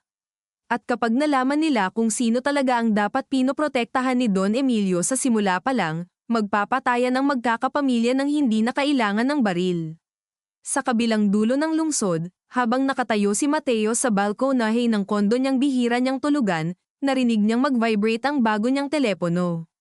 Isang mensahe lang, walang pangalan, isang litrato. Nang buksan niya ito, nakita niya si Andres sa loob ng lumang opisina, kuha mula sa bahagyang bukas na pinto. Kasunod nito ang text, nasa akin siya. Huli ka na. Nanigas ang mga daliri ni Mateo sa pagkakahawak sa cellphone. Hindi siya madaling magulat, ngunit may kakaibang lamig na gumapang mula batok hanggang gulugod. Hindi dahil nawawala sa kanya si Andres, kundi dahil iilang tao lang ang may lakas ng loob at kasaysayang sapat para manggahas na unahan siya sa larong ito. Dahan-dahan niyang ibinulsa ang telepono at tumingin sa ibaba, sa mga ilaw ng lungsod na tila biglang naging mas malayo. Sa unang pagkakataon sa gabing iyon, may pumasok na posibilidad sa isip niya na hindi niya kontrolado ang board. Na baka ang buong gulong inaakala niyang siya ang umikot ay itinulak pala ng mas matandang kamay. At sa ibaba, Sa parking lot, tumigil ang isang sasakyan. Bumaba si Rafael. Hindi pa siya nakikita ni Mateo, ngunit sa sandaling iyon, malinaw ang magiging anyo ng susunod na yugto, hindi na paghahanap kung sino ang nagsinungaling, kundi pagpili kung aling katotohanan ang kayang isakripisyo para may isang bagay na matira kahit kapalit nito ang pagwasak sa natitira pang dahilan para tawagin pa nilang pamilya ang sarili nila. At sa ibaba, sa parking lot, tumigil ang isang sasakyan. Bumaba si Rafael. Hindi pa siya nakikita ni Mateo, ngunit sa sandaling iyon, malinaw ang magiging anyo ng susunod na yugto. Hindi na paghahanap kung sino ang nagsinungaling, kundi pagpili kung aling katotohanan ang kayang isakripisyo para may isang bagay na matira kahit kapalit nito ang pagwasak sa natitira pang dahilan para tawagin pa nilang pamilya ang sarili nila. Hindi agad pumasok si Rafael sa lobby ng kondo. Nakatayo muna siya sa tabi ng sasakyan, isang kamay sa bubong ng kotse, ang isa na may nakahawak sa phone na ilang ulit na niyang iniisip tawagan si Veronica pero hindi magawa. Sa paligid niya, mabagal ang ugong ng generator, may malayong tunog ng busina mula sa pangunahing kalsada, at sa may guardhouse ay may telebisyong bukas na mahina ang volume, may nagbabalita tungkol sa merkado, eleksyon, presyo ng langis, mga bagay na sa ibang gabi ay may timbang, pero ngayong gabi ay parang dekorasyon lang sa mas personal na pagbagsak. Tumingala siya sa tore ng kondo at nakita ang ilang ilaw na nakabukas sa magkakapatong na unit, magkakaibang buhay, magkakaibang sikreto, at naisip niya kung gaano kadaling magmukhang maayos ang isang gusali mula sa labas kahit sa loob ay puno na ng bitak. Nang sa wakas ay kumilos siya, diretso ang lakad, maikli ang hakbang, parang may deadline ang galit. Sa itaas, narinig ni Mateo ang mahinang katok sa pintuan at hindi na siya nag-abala pang sumilip sa peephole. Alam niyang si Rafael iyon. Binuksan niya ang pinto nang walang anumang pagbati. Nakatayo si Rafael sa labas, balikat ay tuwid, jaw clenched, ang klaseng tindig ng lalaking pagod nang magpigil ngunit pinipili pa ring huwag mawalan ng dignidad. Papasok ka ba o makikipagtitigan ka lang? Tanong ni Mateo. Pumasok si Rafael nang hindi sumasagot. Ang kondo ay halos walang personal na bakas, malinis, moderno, malamig, puro gray at dark wood, may iilang libro sa shelf at isang painting na tila pinili dahil mamahalin, hindi dahil gusto. Wala ka talagang bahay, sabi ni Rafael, dahan-dahan niyang inikat ang tingin sa lugar. May mga tirahan ka lang. Isinara ni Mateo ang pinto. Hindi ako nag-iimbita ng sentimental analysis. Hindi kita i-analyze. Tatanungin lang kita. Lumingon siya. Sino ang may hawak kay Andres? Bahagyang huminga si Mateo sa ilong, hindi ngumingiti, ngunit may konting pagkilala sa bilis ng isip ni Rafael. Akala ko ako rin, sabi niya. Pero mukhang may nauna. Sino? Kung alam ko, hindi kita pahuhulin. Lumapit si Rafael sa kitchen counter at nakita ang dalawang basong hindi pa nahuhugasan sa lababo. Napakaliit na detalye, pero doon niya unang napansing may limit din pala ang disiplina ni Mateo. Natatakot ka, sabi niya. Hindi galit, observation lang. Dumilim ang tingin ni Mateo. Maging maingat ka sa confidence mo. Hindi porke hindi kita sinasagot, ikaw na ang may kontrol. Hindi ko kailangan ng kontrol. Kailangan ko lang ng totoo. Pareho lang iyon sa pamilyang iyan. Saglit na katahimikan. Sa labas ng salamin, ang syudad ay kumikislap, ngunit sa loob ng silid ay mas mabigat ang katahimikan kaysa sa anumang ingay sa labas. May kinalaman ba ang ama mo sa 200 milyon? Tanong ni Rafael. May kinalaman ang ama ko sa lahat ng bagay na matagal niyang ikinumbinsi ang lahat na isolated incident lang, sagot ni Mateo. Ang tanong mo dapat, sino ang pinoprotektahan niya? Si Veronica. Umiling si Mateo. Masyado kang nakatutok sa asawa mo. Napakagat si Rafael sa loob ng pisngi niya. Lahat ng gusto niyang sabihin tungkol kay Veronica, ang galit, ang sakit, ang nalalabing pagmamahal na lalo lang nagpapahirap ay biglang naging sagabal. Then say it clearly. Hindi ko pa kaya. Natawa si Rafael ng mapait. Hindi mo pa kaya, ikaw. Akala ko ba ikaw ang hari ng mga revelation? Tumalikod si Mateo, dumaan sa sala, at huminto sa tapat ng bintana. Ang refleksyon niya sa salamin ay parang hiwalay na tao. Hindi lahat ng katotohanan pwedeng ibagsak ng sabay-sabay, sabi niya. May katotohanan kapag mali ang timing, hindi paglilinis ang mangyayari. Massacre. Samantala, sa lumang opisina sa Parañaque, nakaupo si Celeste sa harap ni Andres habang ang isang desk lamp lang ang bukas. Ang ilaw nito ay tumatama sa mga dokumento at sa gilid ng mukha niya, binibigyan ng aninong lalo pang nagpapatales sa kanyang mga buto sa pisngi. Hindi siya mukhang pagod, ngunit may uri ng kalungkutan sa mata ng mga taong matagal nang hindi umaasang may maibabalik pa. Kilalang kilala mo ang pamilyang iyon, sabi niya kay Andres. Pero kilala mo sila mula sa taas. Driver, caretaker, utusan, tagatingin sa lupa. Ang hindi mo nakita, paano sila magpatayan sa loob ng bahay. Hinaplos ni Andres ang laylayan ng folder na tila natatakot buksan pa ulit ang laman. Kung gusto niyong ilabas ang totoo, ilabas na natin. Bakit kailangan pang itago ako? Dahil hindi pa handa ang tamang tao na makarinig. Sino ang tamang tao? Tumingin si Celeste sa kanya, matagal, saka ibinaba ang tingin sa lumang birth certificate. Hindi si Don Emilio, hindi si Mateo, hindi rin si Veronica. Kung ganun, sino? Tahimik siyang tumayo at lumapit sa bintana. Mula roon, tanaw ang highway, ang gumagapang na trapiko, ang mga ilaw ng truck at kotse na parang linya ng mga alitaptap na pinilit sumunod sa semento.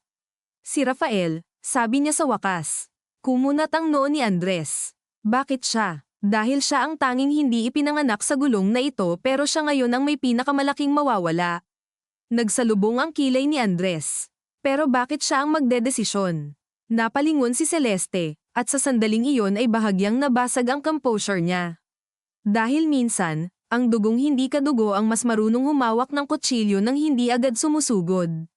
Sa ancestral house naman, hindi makatulog si Veronica. Nasa lumang kwarto pa rin siya, nakaupo sa sahig, nakasandal sa kama, ang mga dokumentong iniwan ni Liza ay nakalatag sa harap niya. Isang desk calendar mula 8 taon na ang nakalipas. Isang routing memo, isang lumang litrato, ilang notes na sulat kamay ni Liza tungkol sa petsa, oras, at posibleng koneksyon ng pera at lupa.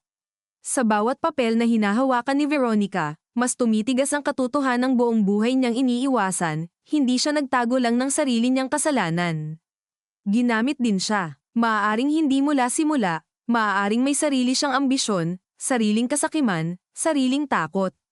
Pero sa mas malaking larawan, isa rin siyang piyesa na alam ng ama niya kung paano iusog. Gusto niyang magalit, sa sarili, sa ama, kay Mateo dahil pinili nitong wasakin siya sa halip na kausapin muna. Pero higit sa lahat, galit siya sa paraan ng lahat ng ito na parang matagal nang sinulat at ngayon niya lang nabasa ang script. Dahan-dahan niyang kinuha ang phone at tinawagan si Rafael. Isang ring, 2, 3, sisigat ba? Nang bumukas ang linya, ilang segundo siyang hindi makapagsalita. Rafael mahina lang ang boses niya. Sa kabilang dulo, naroon ang tunog ng aircon at malayong ingay ng syudad. Nasaan ka? Tanong nito. Hindi iyon lamang. Hindi rin malamig. Parang pagod na tanong ng taong hindi alam kung may karapatan pa ba siyang mag-alala. Sa bahay ni Papa. Bakit?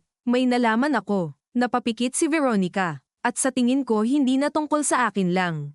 Mahabang katahimikan. Nasaan si Mateo? Hindi ko alam. Alam ko. Mabilis siyang napamulat. Magkasama kayo. Hindi. Pero nahanap ko siya. Muli siyang natahimik. Dati, kapag may problema, si Rafael ang una niyang pinupuntahan. Ngayon, bawat simpleng salita ay dumadaan muna sa hiya. Rafael, makinig ka sa akin. Sa tingin ko, may itinago si Papa noon tungkol sa 200 milyon. At posibleng konektado iyon sa Batangas at kay Tita Celeste. Sa kabilang dulo, nagbago ang hinga ni Rafael. Celeste, may litrato si Liza. Kasama siya sa resort project sa Batangas noon. Nasaan si Liza? Nandito. Huwag mo muna siyang paalisin. Napatingin si Veronica sa pinto, na para bang bigla niyang naalala na kahit sa loob ng lumang kwartong iyon ay hindi siya ligtas sa mga tenga ng bahay. Rafael mahina niyang tawag. May kailangan akong itanong. Ano? May natitira pa ba? Hindi niya nilinaw. Hindi na kailangan. Alam nilang pareho kung ano ang ibig sabihin. Pagitan nilang mag-asawa, pagkakataon, pagtitiwala, o simpleng awa. Saglit na napahinto si Rafael bago sumagot. Hindi ko pa alam, sabi niya ng tapat. Mas masakit iyon kaysa sa tahasang wala, dahil may maliit pang puwang ng posibilidad. At ang posibilidad, kapag durog na ang tao, ay madalas mas mabigat pasanin kaysa sa wakas. Sa kondo, napatigil si Mateo nang marinig ang sariling telepono na muli na namang mag-vibrate. Tumayo si Rafael mula sa kinauupuan niya sa armchair at automatikong napatingin. Isang bagong mensahe, isang address, wala nang ibang laman. Ngunit sapat na iyon. Kanino galing? Tanong ni Rafael. Hindi agad sumagot si Mateo. Ang panga niya ay humigpit ng bahagya, sa kanya ipinakita ang screen. Tinignan ni Rafael ang address. Parañaque, Industrial Strip, si Celeste, sabi ni Mateo. Hindi tanong. Hindi rin sigurado. Isang pangalan lang na bumigat sa pagitan nila. Buhay siya. Malinaw namang oo. At alam mong posible siyang may hawak kay Andres. Tumango si Mateo ng bahagya. Matagal ko nang hinala na hindi talaga siya nawala. At hindi mo sinabi kahit kanino. Napalingon si Mateo. Ang lamig sa mukha niya ay may halo ng inis sa sarili. Sa pamilya naming iyon, may mga bagay kang hindi binabanggit hanggat hindi ka handang ikaw ang masunog. Natawa si Rafael, pero walang tuwa. Mukhang lahat kayo ganon. Tinitigan siya ni Mateo. Hindi ka pa rin katulad namin. Pagkatapos ng lahat ng ito, huwag kang sigurado. Kinuha ni Rafael ang coat niya mula sa likod ng upuan. Pupunta tayo roon. Hindi tayo, sagot ni Mateo. Ako, huwag mo akong lokohin. Kung may hawak sa inyong dalawa si Celeste, baka kailangan niya ng saksi, hindi apo. Hindi ako apo niya. Natigilan si Rafael. Napakabilis ng sagot ni Mateo. Masyadong mabilis. Sa isang iglap, may kumalabog na posibilidad sa isip niya, ngunit hindi niya pa mahuli ang buong hugis. Nakita iyon ni Mateo at agad umiwas ng tingin. Huli na. Anong ibig mong sabihin? Tanong ni Rafael, mabagal na ngayon. Walang imik si Mateo. Mateo, sabi ko sa'yo, hindi pa pwedeng ibagsak ang lahat. Damn it, say it. Lumingon si Mateo sa bintana, pagkatapos ay muling humarap. Hindi niya magawang buuin ang pangungusap. Sa buong gabing iyon, unang beses siyang nagmukhang taong may kinatatakutan na hindi estratehiya. Kung tama ang hawak ni Celeste, sabi niya, hindi lang negosyo at pera ang pinag-aagawan. Mana, pangalan, dugo, sinong anak ni sino? Boses ni Rafael, mas mababa, mas delikado. Hindi ko pa alam ang buong porma. Ngunit sa tono ni Mateo, hindi iyon buong kasinungalingan. May alam siya, pero hindi lahat. At ang hindi kumpletong katotohanan ay minsan mas mapanganib kaysa sa hayagang pagsisinungaling. Pagkalipas ng 30 minuto, nasa kotse na silang dalawa, bumabaybay sa highway papunta sa address. Walang music, tanging tunog ng signal light, makina, at mga tanong na walang sumasagot. Sa passenger seat, si Mateo ay nakatingin lang sa unahan, mga daliri pa ulit-ulit na kumakatok sa hita niya sa ritmo ng iniisip niyang hindi masabi. Si Rafael naman ay parehong nakafocus sa daan at sa lalaki sa tabi niya. Sa mahabang katahimikan, biglang nagsalita si Rafael. Mahal mo ba ang kapatid mo? Hindi agad sumagot si Mateo. Ang tanong ay tila walang lugar sa gitna ng mga dokumento, nawawalang witness, at family fraud. Ngunit marahil iyon ang dahilan kung bakit ito ang tanong na tumagos. Hindi ko alam kung pagmamahal pa ang tawag kapag matagal kang galit, sabi niya. Pero may mga gabi na iniisip ko pa rin kung anong mangyayari kung minsan, kahit isang beses lang, may pumili sa akin noon sa halip na sa kanya. Pinisil ni Rafael ang manibela. Hindi niya inaasahan ang katapatan. At si Don Emilio, siya ang klase ng amang hindi ka kailanman yayakapin pero ipapadama sa'yo na utang mo sa kanya ang hangin na nilalanghap mo. Dumaan sila sa isang overpass at saglit na napailalim sa dilim bago muling sumalang sa ilaw. At si Celeste, tanong ni Rafael, siya ang tanging taong pinaghinalaan kung kayang harapin si Papa nang hindi nauubos. Sa Parañaque, pagdating nila sa lumang building, isang security gate na kalaw-angin ang sumalubong sa kanila. Bukas na ito, na parabang sinadya para sa pagdating nila. Hindi sila nagsalita habang bumababa ng kotse. Sa paligid, halos walang ibang gusaling may ilaw. Ang hangin ay may halong alat mula sa baybay, alikabok, at lumang semento. Habang paakyat sila sa hagdanan, tumutunog ang bawat tapak nila sa bakal na hagdan, humahalo sa mahinang ugong ng syudad na para ng dagat sa malayo.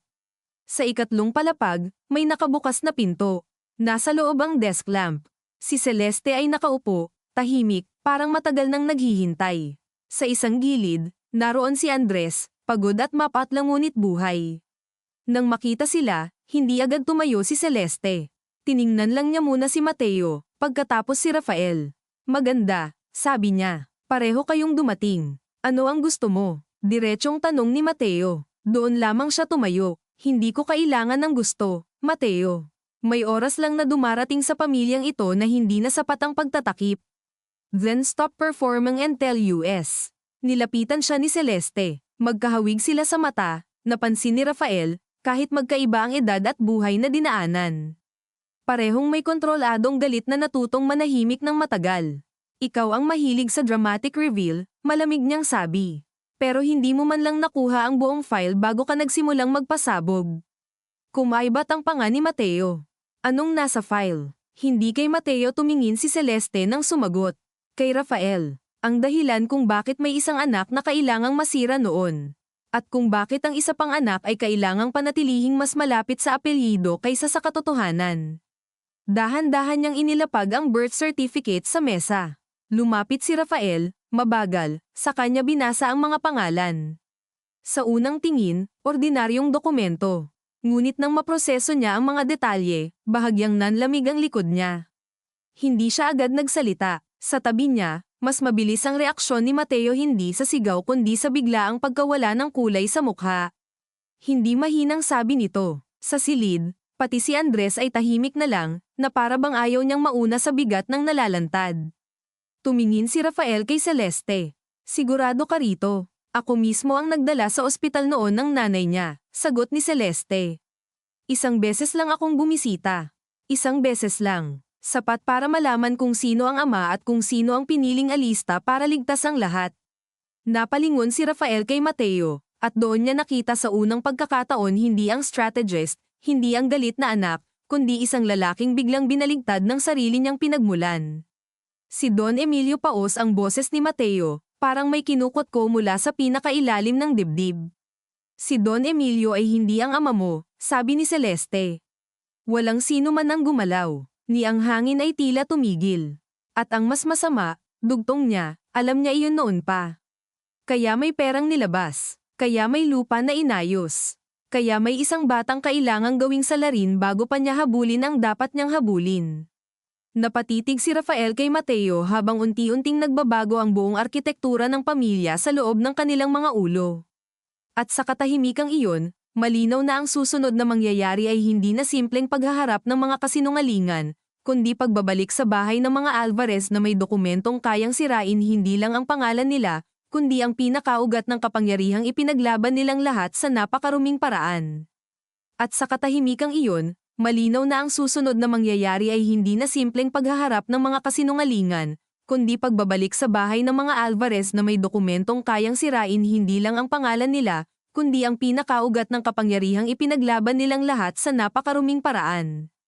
Walang sino man ang agad nagsalita.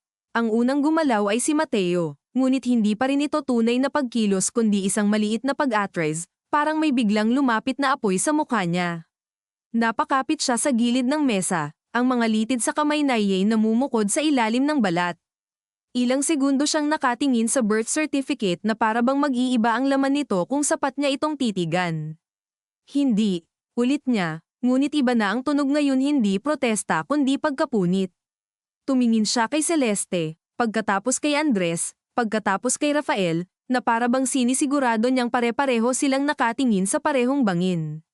Sino? Tanong niya sa wakas. Kung hindi si Don Emilio, sino? Hindi agad sumagot si Celeste. Marahan siyang umikot sa mesa, pinulot ang folder, inayos ang mga papel na tila isang abogadang matagal nang sanay sa bigat ng dokumentong kayang bumaliktad ng mga pamilya. Ang hindi ko hawak, sabi niya, ay DNA. Ang hawak ko ay timeline, records, sworn statement, at ang alaala ng isang babaeng umiyak sa harap ko habang hawak ang bagong silang na sanggol. Huminto siya sa tapat ni Mateo. Ang nakalagay sa certificate ay ibang pangalan. Ang totoo, ayon sa nanay mo, ang ama mo ay si Arturo Salcedo. Napaangat si Andres na parang sinaksak ng pangalan. Salcedo, paos niyang sabi, kamag-anak ko, pinsan ng tatay mo, sagot ni Celeste nang hindi siya tinitingnan. Dating project engineer sa Batangas. Taong ipinadala ng pamilya sa lupaing iyon dahil mapagkakatiwalaan daw. Taong kalaunan ay biglang nawala sa records nang maging komplikado ang lahat. Hindi napansin ni Rafael na napahawak na pala siya sa sandalan ng silya hanggang sumakit ang mga daliri niya.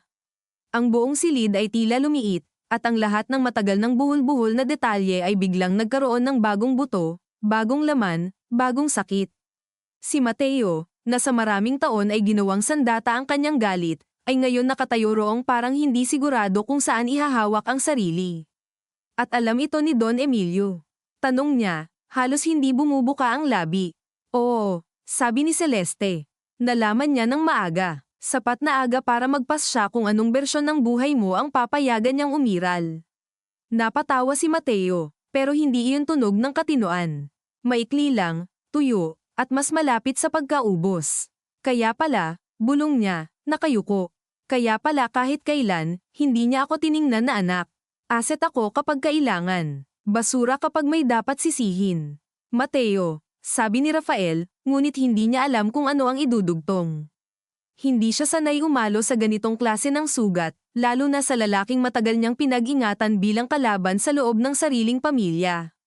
Tumingin si Mateo sa kanya, at sa mga mata nitong namumula ngunit hindi pa rin umiiyak, naroon ang isang puot na hindi na nakatutok sa kapatid o sa asawa ng kapatid o sa board. Mas malalim na iyon, mas bata, mas luma. Alam mo kung ano ang pinakamalala? Tanong niya kay Rafael. Buong buhay ko, akala ko gusto ko lang patunayan na hindi ako mas masama kaysa sa tingin nila. Pero paano mo ipagtatanggol ang sarili mo sa taong matagal nang alam na hindi kanya dugo? Wala pa ring sumagot. Sa sulok, si Andres ay nakaupo ng tuwid ngunit halatang nanginginig ang tuhod sa ilalim ng lamesa. Ang mga Salcedo ay matagal nang nasa gilid ng kwento ng mga Alvarez, mga caretaker, engineer, fixer, tagapag-asikaso ng lupa, mga taong may apelyidong mahalaga kapag kailangan ng maruming trabaho ngunit madaling limutin kapag tapos na ang proyekto. At ngayong biglang lumitaw ang pangalang iyon sa sentro ng mana at pamilya, naramdaman niyang para siyang tinulak sa gitna ng bagyong hindi niya hiniling. Kung totoo yan, maingat niyang sabi, bakit hindi na lang siya pinaalis noon? Bakit pinalaki pa rin sa bahay? Napatingin si Celeste sa kanya. Dahil mas magulo ang katotohanan noon kaysa sa chismis na alam mo. Ang nanay ni Mateo ay buntis na nang malaman ni Emilio. Pero may usaping political at business merger sa pamilya.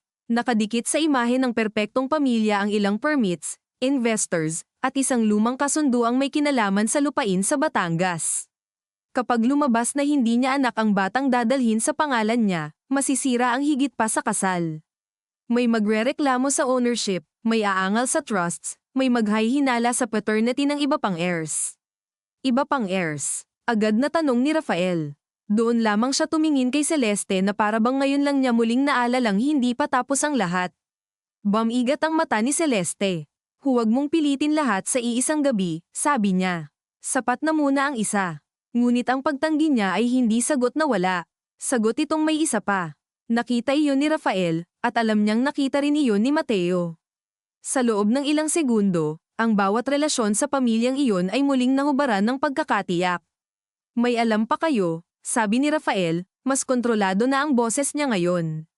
At kung uuwi tayo dala ito, hindi pwedeng putol-putol. Kailangang malinaw. Huminga ng malalim si Celeste at marahang ipinatong ang isang lumang sobre sa mesa. May sulat ang nanay ni Mateo. Hindi ko pinakita noon dahil wala pa akong dahilan para makialam. Ngayon, mayroon na. Kinuha ni Mateo ang sobre pero hindi niya agad binuksan.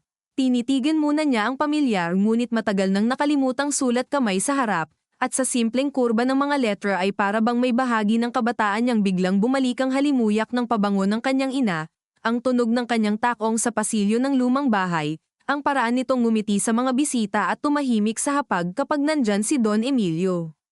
Hindi niya alam kung galit ba ang dapat maramdaman o awa, o baka parehong huli na para sa dalawa.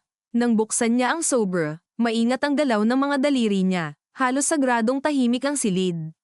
Binasa niya ang sulat sa isip muna, ngunit nang makarating siya sa ikatlong talata ay napapikit siya at marahang umupo. Anong sinasabi? Tanong ni Rafael. Hindi sumagot si Mateo. Ipinasa niya ang papel. Kinuha iyon ni Rafael at mabilis na dumaan ang mga mata sa mahahabang linyang halos nagmamadali ang sulat kamay, na parang isinulat sa gitna ng takot. Nakasulat doon ang pag-amin ng isang babaeng nabuntis sa maling lalaki sa maling panahon, ang galit niya kay Emilio, ang takot niyang mawalan ng pangalan at seguridad, at ang pangako raw ni Emilio na palalakihin niya ang bata bilang kanya kapalit ng katahimikan at ng tuluyang pagkawala ni Arturo sa paligid ng Batangas operations. Sa pinakadulo, may linyang lalo pang nagpabigat sa lahat, kung sakaling magbago ang isip niya, may isa pang batang hindi niya hahayaang ipagsapalaran para lang mapanatili ang kanyang apelyido. Muling nagbalik ang katahimikan. Sino ang isa pang bata? Tanong ni Rafael, halos pabulong. Hindi ko alam, sabi ni Celeste, ngunit ngayon ay may bahagyang bitak sa boses niya. Iyan ang hindi ko napatunayan. Pero mula noon pa man, hinala ko ng may isa pang anak na may kinalaman sa mana ng mga lupa at trust. Napatingin si Mateo kay Celeste na tila hindi niya alam kung dapat ba siyang magpasalamat o kamuhian ito. At hinayaan mo lang. Akala mo hindi ko sinubukang labanan ng kuya ko. Biglang tumaas ang boses ni Celeste, sa unang pagkakataon nawalan siya ng perpektong kontrol. Akala mo hindi ako pinalayas, hindi ako tinakot, hindi ako binura sa bawat litrato ng pamilyang iyon. Hindi ako bayani, Mateo. Nabuhay lang ako. At minsan, ang mabuhay ang pinakamadugong kompromiso. Bumaba muli ang katahimikan sa silid, ngunit iba na ito ngayon. Hindi na naghihintay. Kumikilos na. Sa dulo ng lamesa, si Andres ay dahan-daang tumayo. Kung uuwi kayo roon, sabi niya, sasama ako. Lumingon ang lahat sa kanya. Hindi na ako pwedeng bumalik sa probinsya na parang wala akong alam. Kung may lalabas na totoo, gusto kong marinig nila sa harap ko. Tutal, ginagamit din ang pangalan ng pamilya namin sa ginawa nila. Tinitigan siya ni Celeste, pagkatapos ay tumango ng minsan. Sasama ka, pero huwag kang magpapakabayani. Kapag sumabog iyon, lahat tayo posibleng madamay. Matagal na akong damay, sagot ni Andres. Hindi siya malakas magsalita, pero iyon marahil ang pinakatotoo niyang nasabi sa buong maghapong pagtakas. Sa biyahe pabalik sa Forbes, 4 silang nasa iisang convoy. Mag-isa si Celeste sa isang sasakyan. Magkasama naman sina Rafael, Mateo, at Andres sa isa pa. Walang nagsasalita sa unang 20 minuto. Sa labas, dumaraan ang syudad sa anyong ilaw at anino, overpass at billboard, mga saradong tindahan at iilang bukas pang karinderya sa gilid ng kalsada. Sa loob ng sasakyan, mabigat ang amoy ng leather at air freshener, at ang bawat paghinto sa traffic light ay parang dagdag na pagkakataon para umatras ngunit wala ni isa sa kanila ang umatras. Sa backseat, si Andres ay mahigpit ang hawak sa sombrerong kupas, para bang iyon ang huling piraso ng lumang buhay na pwede niyang dalhin sa loob ng mansyon ng mga Alvarez. Sa passenger seat, si Mateo ay nakatingin lang sa labas, ngunit malinaw kay Rafael na hindi na niya tinitingnan ang lungsod. Malayo ang tingin nito, parang bumabalik sa lahat ng pagkakataong tinawag siyang anak ng lalaking ngayon ay biglang hindi na ama kundi jailer ng isang kasinungalingan. May gusto ka bang sabihin kay Veronica bago natin sabihin sa lahat? Tanong ni Rafael nang hindi tumitingin. Ilang segundo bago sumagot si Mateo. Hindi ko alam kung kaya ko siyang tingnan nang hindi iniisip na siya ang pinili ng pamilyang iyon para manatiling lihay timo habang ako ang ginawang lalagyan ng dumi. Hindi niya pinili ang pinagmulan mo. Hindi, pero pinili niya ang pananahimik sa maraming bagay. At ikaw, tumingin si Rafael sa kanya. Wala ka bang piniling pananahimik? Kumaibat ang panga ni Mateo. Meron. Then huwag mong kalimutang pare-pareho kayong nasugatan ng parehong bahay, magkaiba lang ang sugat. Hindi sumagot si Mateo, ngunit ang mga daliri niyang kaninay matigas sa hita ay bahagyang lumuwag. Hindi ka patawaran iyon, hindi rin pagunawa, isang sandaling pahinga lang mula sa tuloy-tuloy na pagkitid ng galit. Sa mansion, gising pa ang buong bahay kahit lagpas hating gabi na. Nasa main sala si Don Emilio, nakaupo ngunit halatang hindi nagpapahinga. Suot pa rin niya ang parehong slacks at puting kamiseta, bukas ang unang 2 butones, at ang tungkod ay nasa tabi ngunit hindi ginagamit, na para bang ayaw niyang tanggapin kahit sa kahoy na bagay ang ideya ng panghihina. Nasa likod niya si Liza, tahimik, at sa may malayong sofa naman nakatayo si Veronica, parehong kamay nakayakap sa sarili, parang nilalamig kahit malamig na ang buong bahay sa lakas ng aircon. Nang marinig ang pagdating ng mga sasakyan at pagbukas ng pinto, napaangat ang baba ni Don Emilio ngunit hindi siya tumayo. Pagpasok ni na Rafael, Mateo, Andres, at Celeste, doon lamang umigkas ang ekspresyon ng matanda. Hindi na ito simpleng gulat. Mas malapit ito sa matagal ng kinatatakutang multo na biglang nagpakita sa ilaw. Celeste, sabi niya, at ang pangalan ay parang dahan-daang lumabas sa pagitan ng ngipin. Akala ko ba patay ka na sa pamilya natin? Hindi sapat ang gusto mo para maging batas ng mundo, sagot ni Celeste. Walang nag-alok ng upuan. Walang nagkusa ng pagbati. Sa sandaling iyon, ang sala na dinisenyo para sa pag-aliw ng mga bisita ay naging courtroom na walang hukom at walang paraan para maging neutral. Tumingin si Veronica muna kay Rafael, pagkatapos kay Mateo, at huli kay Andres. Nang makita niya ang folder sa kamay ni Mateo at ang mukha ni Celeste, naramdaman niyang tuluyan ng naabot ng gabi ang puntong wala ng atrasan. Ano ito? Tanong niya, halos sa hangin lang. Katapusan ng bersyong gusto mong paniwalaan, sagot ni Mateo, ngunit wala na roong panunuya. Pagod at sugatan lang. Tigilan mo ang drama, putol ni Don Emilio. Sabihin ninyo kung bakit ninyo dinala ang taong iyan dito. Dahil panahon ng marinig mo mula sa harap mo, hindi sa likod ng abogado, sabi ni Celeste.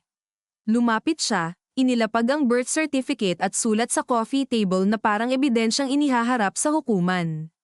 Hindi agad gumalaw si Don Emilio. Tinitigan lang niya ang mga papel, at sa unang pagkakataon sa gabing iyon, napansin ni Veronica ang isang bagay na hindi niya inakalang makikita kailanman sa ama niya, pag-iingat. Totoong pag-iingat, parang alam na niya kung ano iyon at pinipili lang niyang huwag ito kilalanin hanggat hindi siya napipilit. Buksan mo, sabi ni Celeste. O gusto mong ako pa rin ang gumawa para sa'yo gaya ng dati. Dahan-daang inabot ni Don Emilio ang birth certificate. Hindi nanginginig ang kamay niya, ngunit mabagal ang galaw. Binasa niya, muling binasa. Pagkatapos ay tumingin siya kay Mateo. Hindi umiwas si Mateo. Sa pagitan nila, may mga taon ng hindi nasambit na paghuhusga, pagtatakwil, at kontrol na ngayon ay biglang nagkaroon ng isang konkretong dahilan. Saan mo nakuha ito? Tanong ni Don Emilio kay Celeste, ngunit hindi iyon sagot sa dokumento. Delay tactic iyon. Sa lugar kung saan mo itinapon ang lahat ng bagay na ayaw mong humabol sa'yo, sagot ni Celeste. Sa Batangas, sa mga file na akala mo nalunod na sa mga proyekto at lagay. Napasinghap si Veronica. Papalumingon siya sa ama niya. Totoo ba ito? Hindi agad sumagot si Don Emilio. Ang katahimikan niya ay sumingit sa lahat ng sulok ng sala. Si Rafael ay bahagyang humakbang palapit kay Veronica. Hindi dahil ayos na sila kundi dahil instinct pa rin ng taong dati niyang pinanghahawakan ang tumayo sa tabi niya kapag may malakas na pagbagsak. Nakita iyon ni Mateo, at bahagya niyang ipinikit ang mga mata bago muling humarap sa lalaki na buong buhay niyang tinawag na ama. Sagutin mo siya, sabi niya, mababa ngunit buo. Kahit minsan lang, sagutin mo kami nang hindi mo iniisip ang stock price, ang investors, o ang apelyido. Dahan-daang ibinaba ni Don Emilio ang papel sa mesa. Ang mukha niya ay hindi nagalit lamang. May bahid na ng matagal na pagod ng taong ginugol ang buhay sa pagtatayo ng imperyo at ngayoy unti-unting kinakain ng mismong pundasyong pinanday niya. Hindi ko kailangang ipaliwanag sa inyo ang mga desisyong ginawa ko para protektahan ang pamilyang ito, sabi niya. Sumabog agad si Veronica. Pamilya. Napatawa siya, ngunit puno ng luha ang mata. Iyan ba ang tawag mo rito? Pinrotektahan mo ba ako noong hinayaan mong ako ang mauna sa Batangas deals? Pinrotektahan mo ba si Mateo noong ginawa mo siyang salarin? Pinrotektahan mo ba si Mama noong tinanggap mong palakihin ang batang hindi mo anak kapalit ng katahimikan? Dumagundong ang mga salitang iyon sa sala. Si Liza ay napayuko, si Andres ay tila hindi na humihinga. Si Rafael ay tumingin kay Don Emilio at sa unang pagkakataon ay nakita niyang may bahagi ng lalaki na hindi na bakal kundi lumang laman lang na sanay mag-utos pero hindi sanay mapalibutan ng sarili niyang ginawa. Hindi ninyo naiintindihan ang panahon noon, sabi ng matanda. Walang puwang para sa kahinaan. Isang iskandalo lang, lulubog tayong lahat. Hindi tayo, malamig na sagot ni Mateo. Ako, lumipas ang ilang segundo. At saka, sa wakas, tumingin si Don Emilio sa kanya ng direkta. Walang camera, walang board, walang audience. Oo, sabi niya, hindi kita anak, walang sumigaw, ngunit mas malala ang epekto ng payak na pag-amin. Para iyong kutsilyong matagal nang nakabaon at ngayon lamang inikot. Nanigas si Veronica. Napahawak si Rafael sa braso ng sofa. Si Celeste ay marahang pumikit, na para bang kahit handa siya, Masakit pa rin marinig ng malakas ang bagay na Daisy nakaimbak lang sa papel at alaala. Si Mateo ay hindi gumalaw. Sa ilang sandali, parang wala siyang laman. Pagkatapos ay napatawa siya ng mahina, nangingilid ang tubig sa mata ngunit hindi pa rin bumabagsak. Napakadali pala, sabi niya. Isang pangungusap lang. Ganun lang pala ka-simple para sa'yo. Huminga ng mabigat si Don Emilio. Pinili kong palakihin ka sa pangalan ko. Huwag mong kalimutan iyon. Hindi ko kailanman makakalimutan, sagot ni Mateo. Kasi bawat araw mong ipinaalala sa akin na hindi ako sapat, iyon pala ang paraan mo para patahimikin ang sarili mong desisyon. Ang lamig ng sala ay biglang parang hindi sapat sa init ng galit, hiya, at katotohanan na sabay-sabay na bumubuhos sa kanila. At sa gitna nilang lahat, nakalatag sa mesa ang mga papel na tahimik ngunit mas matalas kaysa sa anumang sigaw, patunay na kapag ang isang pamilya ay itinayo sa pagtatakip, darating ang gabing hindi na pader ang unang bomb ibigay kundi ang mga taong buong buhay na tumira sa loob nito. At sa gitna nilang lahat, nakalatag sa mesa ang mga papel na tahimik ngunit mas matalas kaysa sa anumang sigaw, patunay na kapag ang isang pamilya ay itinayo sa pagtatakip, darating ang gabing hindi na pader ang unang bomb ibigay kundi ang mga taong buong buhay na tumira sa loob nito. Walang gumalaw sa loob ng ilang segundo matapos ang pag-amin ni Don Emilio. Ang grandfather clock sa dulong bahagi ng sala ay biglang naging napakalakas, bawat tick ay parang martilyong tumatama sa lamat ng bahay. Si Veronica ang unang napaupo, hindi dahil nang hina ang tuhod niya kundi dahil pakiramdam na biglang wala ng direksyon ang buong katawan niya. Ang mga kamay niyang kanina'y mahigpit na magkakapit sa sarili ay lumuwag at bumagsak sa kandanggan niya, at habang nakatingin siya sa ama, naisip niyang sa buong buhay niya ay wala pala siyang tunay na nalaman tungkol sa lalaking iyon maliban sa kanyang boses, kanyang galit, at kanyang kakayahang gawing obligasyon ang pagmamahal. Ilang taon? Tanong niya, mahina ngunit buo. Ilang taon mong alam? Hindi sumagot agad si Don Emilio. Hindi na siya nakaupo bilang patriyarkang may kontrol, kahawig pa rin niya ang dating sarili, ngunit may kakaibang kabigatan na ngayon sa balikat niya, ang bigat ng lihim na hindi na mapapakinabangan. Noong sanggol pa lang siya, sabi niya sa wakas. May lumapit sa akin, may nagsabi, at pinili mong ituloy ang palabas, mapait na sabi ni Celeste. Hindi palabas, putol ni Don Emilio. Kailangan, lahat na lang sa'yo kailangan. Singit ni Veronica, napapailing. Kailangan ng pananahimik, kailangan ng kasinungalingan, kailangan ng pagsira sa isa para protektahan ng iba. Wala ka bang salitang iba maliban dyan? Tumingin si Don Emilio sa kanya, at sa unang pagkakataon ay hindi siya sinagot ng utos. Wala kang ideya sa pwedeng mangyari noon. At ngayon meron na kami, malamig na sabi ni Mateo. Nakatayo pa rin siya sa may coffee table, pero tila malayo na siya sa sala, sa bahay, sa buong pamilyang iyon. Ang boses niya ay hindi na sumasabog. Mas mapanganib ang pagkakakalmang iyon dahil parang lampas na siya sa gulat at diretso na sa uri ng sakit na hindi na kailangang sumigaw para pumatay ng relasyon. Ginamit mo akong panangga, dugtong niya. Noong nawala ang pera, hindi ka naghanap ng ibang sisisihin dahil convenient lang. Ako talaga ang gusto mong ilubog. Para kung sakaling may maghukay pa, ang tingin ng lahat, ako na ang pinakamasamang posibilidad. Hindi na aabot sa'yo. Napahigpit ang hawak ni Don Emilio sa tungkod niyang nasa tabi, ngunit hindi pa rin niya iyon ginamit para tumayo. Hindi kita inilubog ng walang dahilan, sabi niya. May mga ginawa ka ring sarili mong kabulastugan. Oo, sagot agad ni Mateo. At alam mo kung bakit. Dahil pagkatapos ng maraming taon na treto mo sa akin na parang utang na loob ko ang bawat piraso ng hangin sa bahay na ito, natuto akong umasal ayon sa tingin mo sa akin.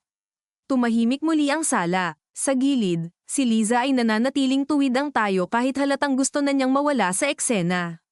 Si Andres naman ay tila hindi makapaniwala na narito siya, sa loob ng bahay na Daisy nililinis at pinagmamasdan lamang niya mula sa ibaba, ngayon ay saksi sa pagbagsak ng apelyidong kinatakutan ng marami. Si Rafael ang marahang humakbang palapit sa mesa at kinuha ang sulat ng ina ni Mateo. Hindi na niya binasa ulit, hawak lang niya ito. Parang gusto niyang maramdaman ang timbang ng papel na iyon para masigurong totoo nga ang gabing ito. Sa isip niya, nagsasapawan ng mga susunod na posibleng mangyari, board revolt, criminal charges, media firestorm, civil claims sa mana, pagbuho ng stock, pag-atras ng investors, public statement, private settlement. Pero lampas sa lahat ng iyon ay isang mas payak at mas nakakapagod na katotohanan, kahit anong legal strategy ang gawin nila, wala nang paraan para maibalik ang dating anyo ng pamilya. May isa pa, sabi niya, dahan-dahan. Napatingin sa kanya ang lahat. Nasa sulat, sinabi niyang may isa pang batang ayaw ipagsapalaran ni Don Emilio para sa apelyido. Sino iyon? Bahagyang pumikit si Celeste, tila ito ang bahaging matagal niyang ayaw abutin. Si Veronica ay unti-unting napalingon sa ama niya, at ang takot na kaninay para kay Mateo ay biglang damaykit sa sarili niyang balat. Maging si Mateo ay napatigil, ang galit na iya'y bahagyang natalo ng mas malawak na pangamba. Sabihin mo na, sabi ni Celeste, wala ka nang mababawi pa sa pagtitimpi. Tumingala si Don Emilio sa kisame ng sandali, ang mock ay tila mas matanda kaysa sa nakita ng sino man sa kanila noon. Nang magsalita siya, hindi na ito tunog ng negosyanteng sanay magdomina. Tunog ito ng lalaking nawawalan na ng dahilan para pangalagaan ang sariling bersyon ng kasaysayan. May panahong napatigil siya, nilunok ang kahirapan ng salita. May panahong hindi pa legal ang ilang transaksyon sa Batangas hanggat hindi maayos ang claims sa linya ng mana ng lupa. Ang pamilyang may hawak ng karatig na titulo ay may kaugnayan sa mga Salcedo. May isang batang ipinanganak sa labas ng kasal sa kabilang panig, at kung may lalantad ang ilang relasyon noon, magbabago ang hati sa lupa, sa trust, sa rights. Kumunat ang noo ni Rafael. At paano napunta sa pamilya ninyo iyon? Dahil ikinasal ako sa babaeng may dugong kailangan ng papel, sagot ni Don Emilio. At dahil sa panahong iyon, mas mahalaga ang pagbuo ng tamang mukha ng pamilya kaysa sa katotohanan. Napatingin si Veronica sa kanya, unti-unting namumutla. Anong ibig mong sabihin? Hindi siya agad sinagot ng ama. Sa ilang segundo, wala nang marinig kundi aircon at ang relong patuloy sa pag-ikot. Veronica, mahinang tawag ni Rafael, ngunit hindi niya alam kung babala iyon o pag-alalay. Papa, ngayon ay nanginginig na ang boses ni Veronica. Anong ibig mong sabihin? Tiningnan siya ni Don Emilio, at sa wakas ay lumitaw ang isang emosyon sa mukha niya na halos hindi alam ng mga anak niya kung paano basahin hiya. Ikaw ang batang iyon, sabi niya. Napahugot ng hangin si Veronica na parang sinuntok sa dibdib.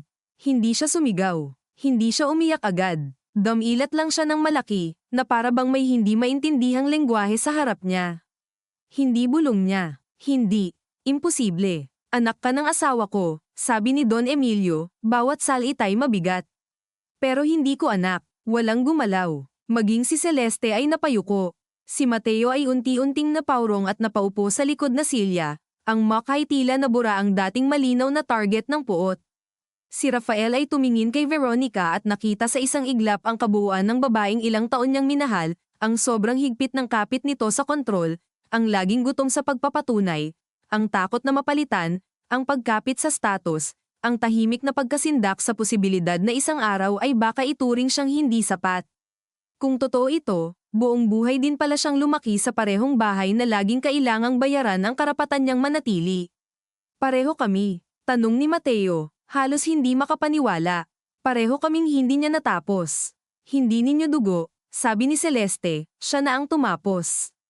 At pareho kayong itinago sa magkaibang paraan dahil mas mahalaga sa kanya ang porma ng kapangyarihan kaysa sa pinanggalingan ninyo. Napakagat si Veronica sa sariling labi, at doon lamang nagsimulang tumulo ang luha niya. Hindi marangya, hindi melodramatic, tahimik lang, diretsong bumabagsak sa pisngi habang nakatingin siya sa lalaking tinawag niyang ama sa loob ng buong buhay niya. Kaya mo ako pinili, sabi niya, halos sa sarili lang. Hindi dahil mahal mo ako, kundi dahil mas kailangan kong magmukhang lihayti mo. At kaya hindi kanya kayang tuluyang wasakin, malamig na dagdag ni Mateo. Dahil kapag nasira ka, sisilip ang tanong kung bakit. Napahawak si Veronica sa buhok niya, parang biglang sumikip ang anit sa dami ng alaala na may bagong kahulugan na ngayon. Ang bawat papuri ng ama noong bata siya, bawat pabor sa board, bawat pagdidisiplina sa paraan ng pananamit, pagsasalita, pakikitungo hindi pala iyon paghubog lang ng tagapagmana. Maaaring iyon ay desperadong paggawa ng perpektong salamin para hindi makita ang bitak sa dugo. Lahat ng ito, sabi ni Rafael, marahang inilapag ang sulat sa mesa, ginamit mo para sa lupa. Para sa pera, para sa kumpanya. Umangat ang tingin ni Don Emilio sa kanya. Ginawa ko para hindi gumuho ang lahat.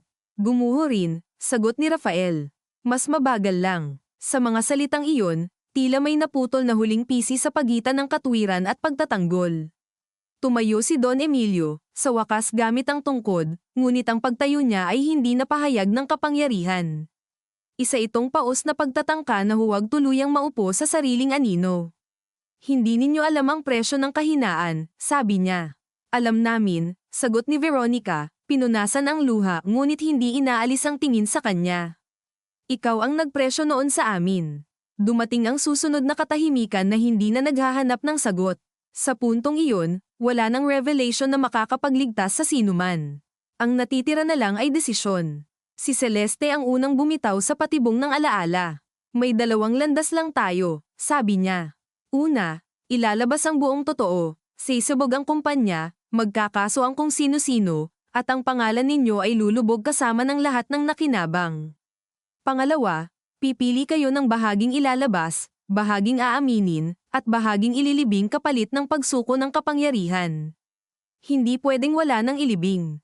Tanong ni Andres, mahina ngunit naroon ang pagod ng ordinaryong tao na sawang-sawa nang makita ang mayaman na pumipili kung aling kasinungalingan ang convenient. Tumingin sa kanya si Celeste. Pwede, pero may mga namayapa nang hindi na kayang depensahan ang sarili.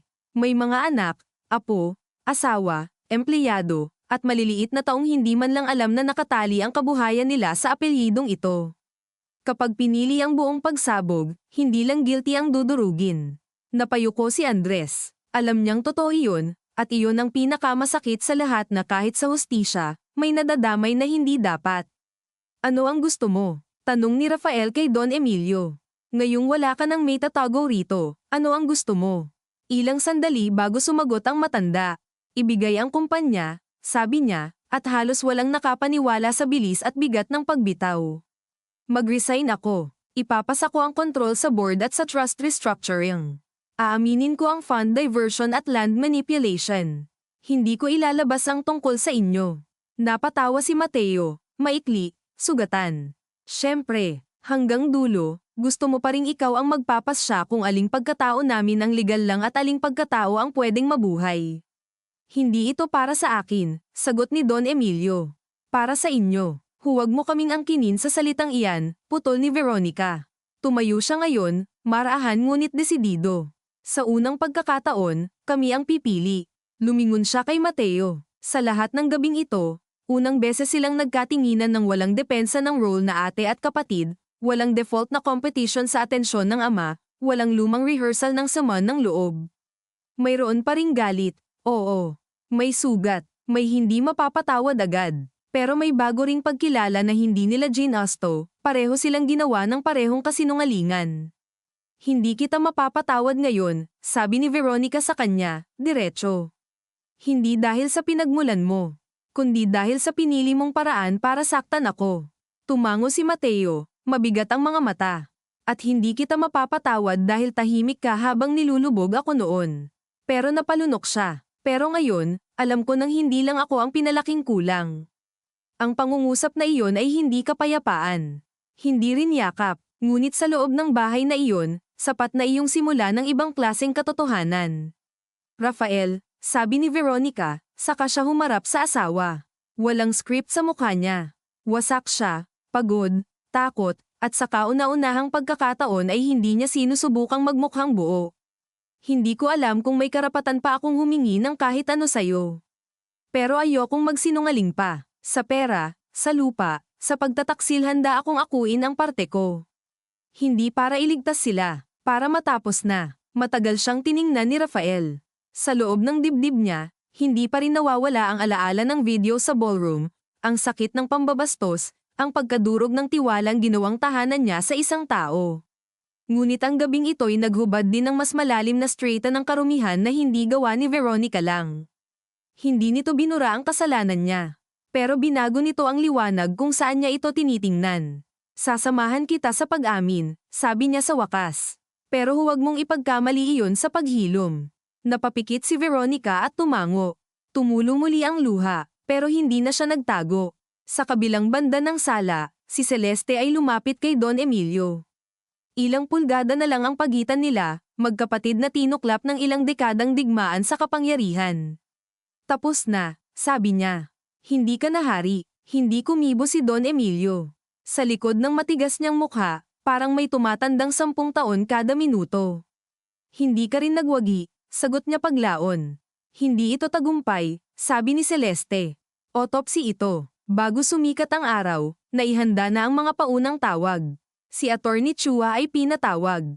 Ang Chairman Emeritus position ni Don Emilio ay isinuko sa draft resolution.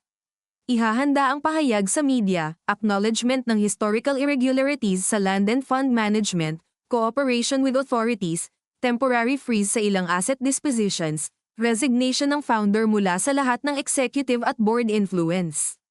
Walang banggit sa paternity. Walang banggit sa tunay na linya ng dugo. Hindi dahil pinili nilang protektahan si Don Emilio, kundi dahil pagkatapos ng mahabang pagtatalo, parehong sina Veronica at Mateo ang nagsabing hindi nila hahayaan na ang natitirang buhay nila ay idikta pa rin ng apelyidong nagkamaling mag-angkin sa kanila. Akin na ang totoo kong buhay, sabi ni Mateo habang nilalagdaan ang affidavit tungkol sa fund scapegoating at old manipulations. Hindi ko kailangan ng press conference para sabihin kung sino ang ama ko. Si Veronica naman, matapos ang ilang pahinang pag-amin tungkol sa Batangas at sa mga pinirmahan niyang dokumento, ay inalis ang singsing niya at ipinatong muna sa mesa sa harap ni Rafael. Hindi ito eksena ng diborsyo sa pelikula. Wala ring malakas na iyakan. Isa lang itong tahimik na pagsuko sa katotohanang hindi pwedeng sabay nilang ayusin ang batas, kumpanya, at ang pag-aasawa sa iisang umaga. Hindi ko ito iniiwan para parusahan ka, sabi ni Rafael nang mapansin ang galaw niya. At hindi ko ito ibinabalik para manipulahin ka, sagot ni Veronica. Hindi ko lang kayang isuot habang inaamin kong binasag ko ang pinanggako ko. Tinignan niya ang singsing ng ilang segundo, saka tumango si Rafael at hinayaan iyong manatili sa ibabaw ng kahoy. Nang tuluyang pumutok ang liwanag sa silangan at sumingit ang unang maputlang sinag sa mabibigat na kurtina ng sala, iba na ang anyo ng bahay. Pareho pa rin ang chandelier, ang makakapal na alpombra, ang mamahaling painting, ang mga silver frame na naglalaman ng pamilyang ngayoy parang galing sa ibang planeta. Ngunit sa gitna ng lahat ng iyon ay may mga papel ng pirmado, mga testigang handang magsalita, isang founder na bumagsak mula sa sariling trono, isang babaeng muling nagpakita para buksan ang puntod ng lumang lihim, isang lalaking natuklasang buong buhay ay pinalaki sa kasinungalingan, at isang asawang piniling tumabi sa katotohanan kahit hindi pa kayang bumalik sa pagmamahal.